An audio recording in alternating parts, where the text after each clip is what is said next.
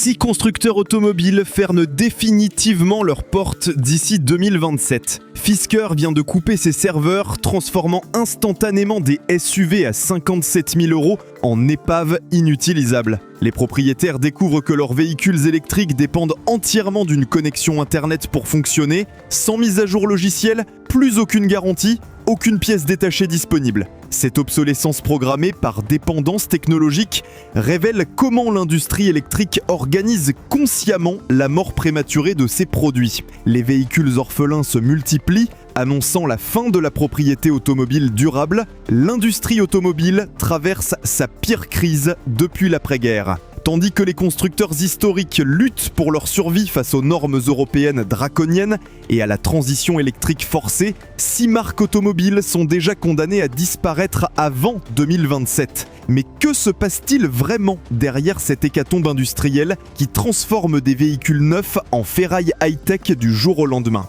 Ces marques représentent parfaitement l'échec du tout électrique et les conséquences dramatiques d'une politique industrielle déconnectée des réalités du marché. Derrière les discours lénifiants se cache une réalité brutale qui démontre comment l'obsession européenne pour les véhicules électriques et les réglementations impossibles à tenir condamnent ces constructeurs. Entre architectures électriques défaillantes, dépendances technologiques chinoises et modèles économiques intenables, ces 6 marques illustrent l'effondrement programmé d'une industrie sacrifiée sur l'autel de l'idéologie verte. Fisker représente l'exemple le plus éclatant de ce qui attend l'industrie électrique. Cette marque américaine, fondée par Henrik Fisker, ancien designer chez BMW et Aston Martin, incarnait le rêve de la start-up électrique innovante. Lancé en grande pompe avec l'Ocean 1, SUV électrique prétendument révolutionnaire, Fisker s'effondre spectaculairement après seulement 4 années d'existence commerciale. L'Ocean était pourtant présenté comme une alternative crédible au Tesla Model Y. Avec ses 4 versions, Sport, Ultra Extreme et One, ce SUV proposait jusqu'à 564 chevaux en configuration double moteur AWD, alimenté par des batteries NMC de plus de 90 kWh. Sur le papier, tout semblait parfait, avec une autonomie annoncée jusqu'à 610 km, une recharge rapide et un design attractif, signé par un designer reconnu mondialement. Mais la réalité rattrape toujours les promesses marketing les plus séduisantes. Dès 2023, les problèmes s'accumulent, avec des mises à jour logicielles défaillantes, des pannes récurrentes et une qualité d'assemblage décevante.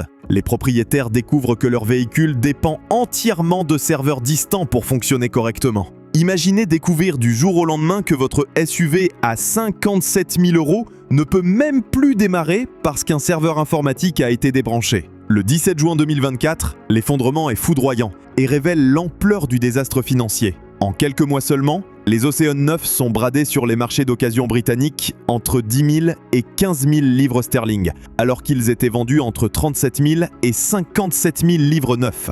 Cette décote de plus de 70% en moins d'un an illustre l'absence totale de valeur résiduelle des véhicules électriques de marque fragile. Fisker tente même d'imposer illégalement aux clients des frais de main-d'œuvre pour les rappels obligatoires, alors que la loi fédérale américaine impose la gratuité totale pour tout véhicule de moins de 15 ans. Cette tentative désespérée de générer du cash flow prouve la faillite morale d'une industrie qui abandonne ses clients dès le moindre problème financier. Aujourd'hui, les propriétaires d'Ocean font face à une situation kafkaïenne. Véhicules orphelins, sans support technique, serveurs déconnectés définitivement, pièces de rechange introuvables, garanties devenues sans objet. Les témoignages affluent de propriétaires qui voient leur véhicule s'immobiliser définitivement après une simple panne de batterie 12 volts, transformant ce SUV de 50 000 € en épave inutilisable qu'aucun garage ne peut réparer.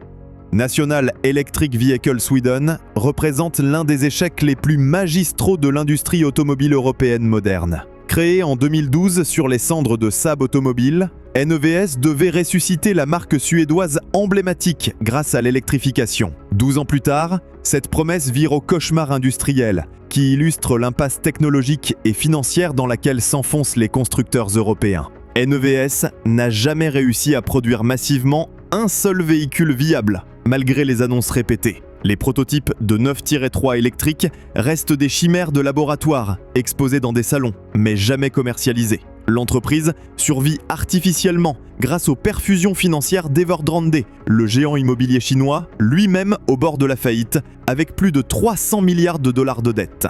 En mars 2023, la réalité frappe brutalement, quand NEVS licencie 320 employés sur 340, ne conservant qu'une micro-équipe de 23 personnes selon les registres commerciaux de Stockholm. Sans capacité de production réelle, sans réseau commercial opérationnel, sans modèles homologués, NEVS illustre l'impasse de ces constructeurs fantômes qui survivent uniquement grâce aux subventions publiques. Le drame, NEVS met au jour la dépendance mortelle de l'industrie électrique européenne aux capitaux chinois. Evergrande, propriétaire majoritaire, fait face à ses propres difficultés colossales. Quand les investisseurs chinois se retirent, les constructeurs européens s'effondrent immédiatement, prouvant l'absence totale d'autonomie stratégique de notre industrie continentale. WM Motor incarnait les ambitions démesurées de la Chine de conquérir le marché mondial des véhicules électriques par la force du nombre et des prix cassés. Cette start-up de Wenzhou proposait une gamme complète de SUV électriques, avec les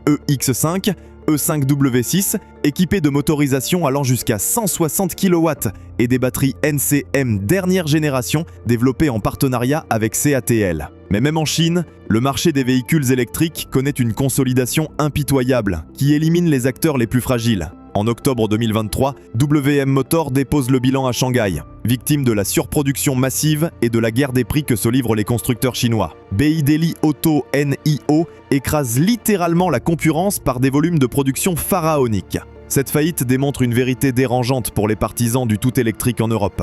Si même en Chine, avec des coûts de production défiant toute concurrence occidentale, un marché intérieur massif et un soutien gouvernemental aux technologies vertes, les constructeurs électriques font massivement faillite, que peut-on raisonnablement espérer en Europe avec nos coûts salariaux prohibitifs et notre dépendance technologique croissante ?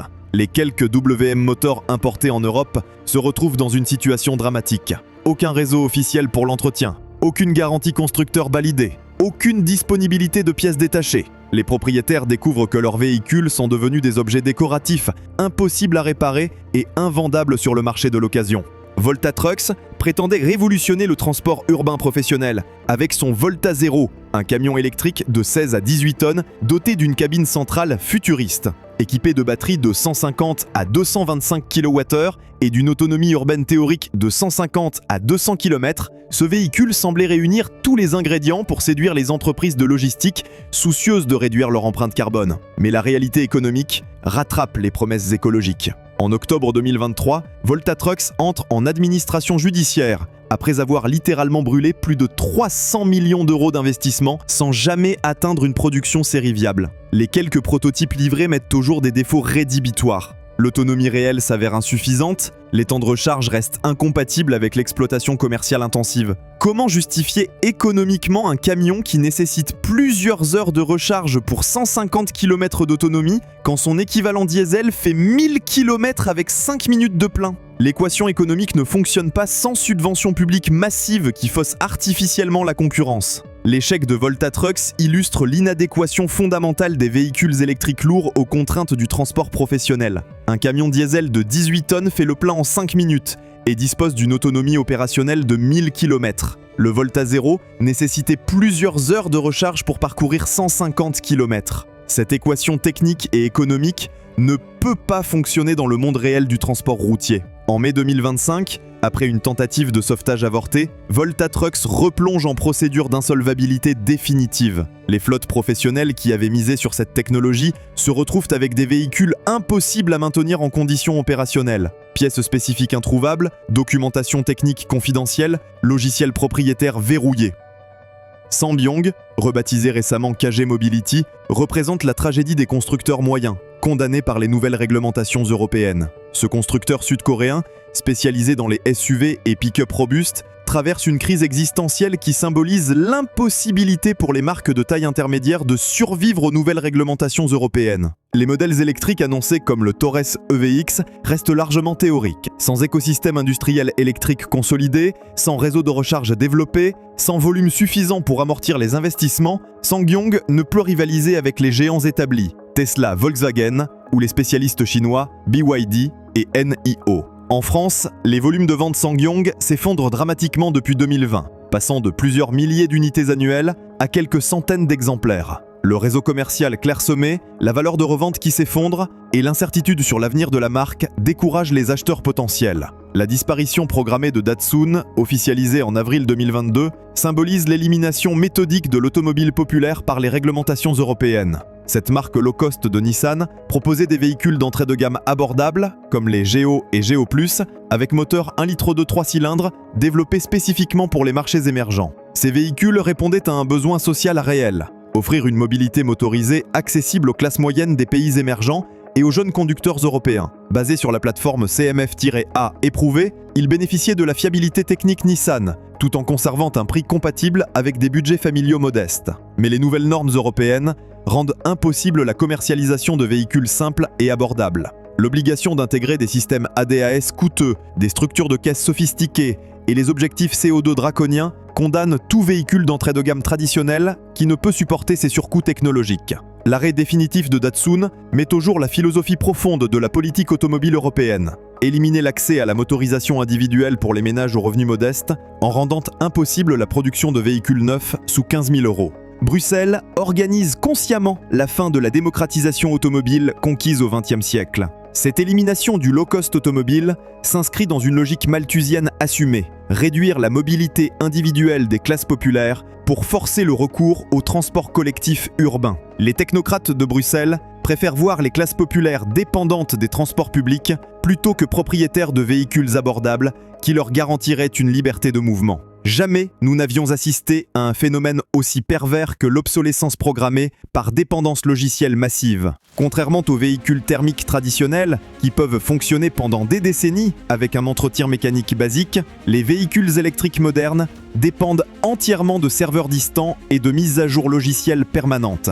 Quand Fisker coupe ses serveurs informatiques, les océans deviennent instantanément des épaves high-tech inutilisables. Quand WM Motor disparaît, plus aucune mise à jour logicielle n'est disponible, condamnant les véhicules à des dysfonctionnements irréversibles. Cette dépendance technologique transforme chaque faillite de constructeur en catastrophe personnelle pour les propriétaires. Cette situation dramatique n'existait pas avec les automobiles traditionnelles développées selon une philosophie de durabilité. Un propriétaire de Renault 5 des années 80 peut encore faire réparer son véhicule chez n'importe quel mécanicien avec des pièces génériques disponibles. Un propriétaire de Fisker Ocean se retrouve avec un objet décoratif inutilisable dès que le constructeur ferme ses serveurs. L'industrie électrique organise consciemment cette obsolescence programmée pour forcer le renouvellement perpétuel des flottes automobiles.